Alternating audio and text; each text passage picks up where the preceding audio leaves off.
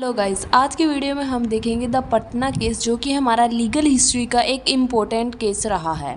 तो बेसिकली इसमें सबसे पहले मैं आपको इसके करैक्टर्स बता देती हूँ क्या क्या हैं एंड ये केस किस चीज़ के ऊपर रहेगा। इससे पहले भी मैंने एक लीगल हिस्ट्री के एक केस की वीडियो बनाई है, आप वो भी चेकआउट कर सकते हैं। मैं लिंक जो है डिस्क्रिप्शन बॉक्स में डाल दूँगी। चलिए शुरू करते हैं। इस जो केस के मेन करैक्टर रहेंगे वो हैं शहबाज बेग खान, नदीरा बेगम जो इनकी वाइफ हैं, उसके बाद बहादुर बेग जो इनके नेफ्यू हैं एंड इनको ये बाद में क्या कर लेते हैं, अडॉप्ट कर लेते हैं। चलिए शुरू करते हैं इस केस की मेन स्टोरी। तो बेसिकली होता क्या है कि जो शहबाज बेग खान है ये नेटिव होता है काबुल का एंड ये इंडिया आता है और कंपनी में जॉब करता है। पर जैसे कि हमारी ईस्ट इंडिया कंपनी थी, तो इसको जब लगता है कि लाइक मैं यहाँ पे सेटल हो सकता हूँ, मैंने इतना इनफ वेल्थ जो है इकट्ठा कर लिया है। इसके बाद होता क्या है कि ये जो है शादी कर लेता है नदीरा बेगम से। तो इसके बाद ये लाइक ऐसा सोचता है कि क्यों ना मैं अपने नेफ्यू को जो कि काबुल में ही रहता है उसको अडॉप्ट कर लूँ। तो ये क्या करते हैं, अडॉप्ट करने की विश से अपने नेफ्यू को यहाँ पर बुलाते हैं कि आप काबुल से यहाँ आ जाइए और हमारे साथ रहिए एंड अपनी इच्छा जाहिर करते हैं कि मैं उसे जो है अपनी प्रॉपर्टी में अपना हायर बनाना चाहता हूँ। ठीक है।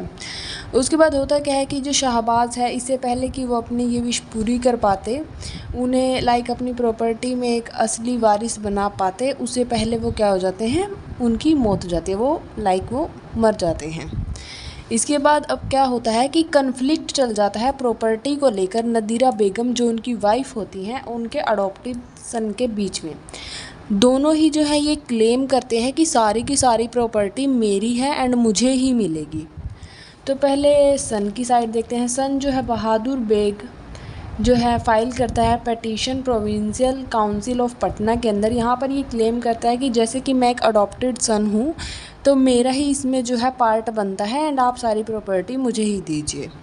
इसके बाद नदीरा बेगम जो है 3 डॉक्यूमेंट्स के बेसिस पर जो है प्रॉपर्टी क्लेम करती है। सबसे पहला है डॉवर डीड, उसके बाद है गिफ्ट डीड, उसके बाद है एक्नॉलेजमेंट यानी कि इकरारनामा। ये बोलती है कि मैं ये 3 डॉक्यूमेंट पेश कर रही हूँ एंड इसके हिसाब से ये जो प्रॉपर्टी है ये मुझे मिलनी चाहिए। उसके बाद होता क्या है, उसके बाद जो है प्रोविंशियल कोर्ट जो है पटना काजी एंड मुफ्ती को बोलती है कि आप अपनी रिपोर्ट तैयार कीजिए एंड रिपोर्ट रेडी रखकर आप ये देखिए कि बेसिकली ये मैटर क्या है एंड इसमें क्या किया जाना चाहिए। लाइक आपकी क्या सोच है या आपके जो भी आप इसमें रिपोर्ट रेडी करोगे उसमें आप क्या चाहते हैं, क्या होगा, तो हम उसी हिसाब से जो है इसको कंसीडर करेंगे। तो जो काजी मुफ्तीज़ हैं वो अपनी रिपोर्ट से ये पता करते हैं कि जितने भी डॉक्यूमेंट्स जो हैं 3 यहाँ पर नदीरा बेगम द्वारा पेश किए गए हैं वो सभी जो हैं फेक डॉक्यूमेंट्स हैं जो उनकी उन पार्टी ने पेश किए हैं। उसके बाद जो है वो बोलते हैं कि आप क्या कीजिए, आप इस प्रॉपर्टी के जो हैं इसको शेयर्स में डिवाइड कर दीजिए 4 शेयर्स में, जिसमें से जो 3 शेयर हैं वो अडॉप्टेड सन के पास जाने चाहिए एंड 1 शेयर जो है वो नदीरा बेगम यानी कि उनकी वाइफ को मिल जाना चाहिए। तो कोर्ट क्या करती है, इस जो है रिपोर्ट को एक्सेप्ट कर लेती है जो कि काजी एंड मुफ्तीज़ के द्वारा बनाई गई होती है। तो नदीरा बेगम जो है इस रिपोर्ट से वो नाखुश होती हैं। तो वो करती क्या हैं, इसके बाद सदर दीवानी अदालत में जाती हैं अपनी अपील लेकर। बट होता क्या है, सदर दीवानी अदालत में पहले ही बहुत सारे केसेस जो हैं वो पेंडिंग होते हैं। तो उन्हें लगता है कि अब यहाँ तो कुछ होने नहीं वाला है। तो वो क्या करती हैं, उन्हें लगता है कि अगर मैं इसी चीज़ में बैठी रहूँगी तो ये तो सारी प्रॉपर्टी चली जाएगी एंड इसके बाद ही क्या करते हैं, इसके साथ ही जो है बहादुर बेग काजी एंड मुफ्तीज़ के ख़िलाफ़ जो है एक्शन यानी कोई ना कोई कार्रवाई करना चाहती हैं, क्योंकि इन्होंने जो है ये बताया था कि इन्होंने जो भी जो है ये सब कुछ किया है, ये सब कुछ फेक डीड है और इन्होंने मेरे ख़िलाफ़ जो है चाल चली है, चालें चल कर इन्होंने ये सारी प्रॉपर्टी जो है इस अडॉप्टेड सन को दिलवाई है। इसके बाद जो है ये इन्हें चार्ज कराती है assault, battery, false imprisonment and other injuries and claim damages.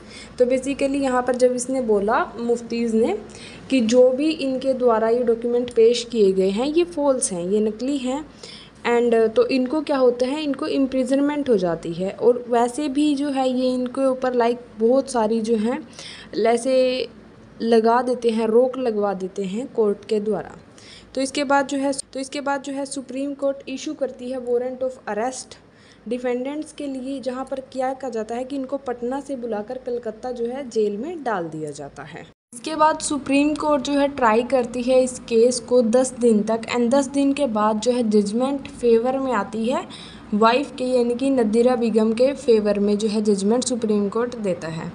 यहाँ पर जो है जजमेंट में इसको जो है डैमेजेस भी दिए जाते हैं, जैसे कि इसने डैमेजेस क्लेम किए थे तो नदीरा बेगम को दिए जाते हैं 3 लाख रुपए कोर्ट के द्वारा कि आप जो है डिफेंडेंट जो है इनको डैमेजेस देंगे। तो होता क्या है कि डिफेंडेंट इस हालात में नहीं होते कि वो 3 लाख रुपए नदीरा बेगम को एज आ डैमेजेस दे सके, तो कोर्ट करती क्या है कि उनको जेल में ही रखती है कि आपने ऐसा किया तो आप डैमेजेस भी नहीं दे रहे हो। तो अब उनकी जो है इम्प्रिजनमेंट को और बढ़ा दिया जाता है और उनको कलकत्ता में ही जेल में रखा जाता है।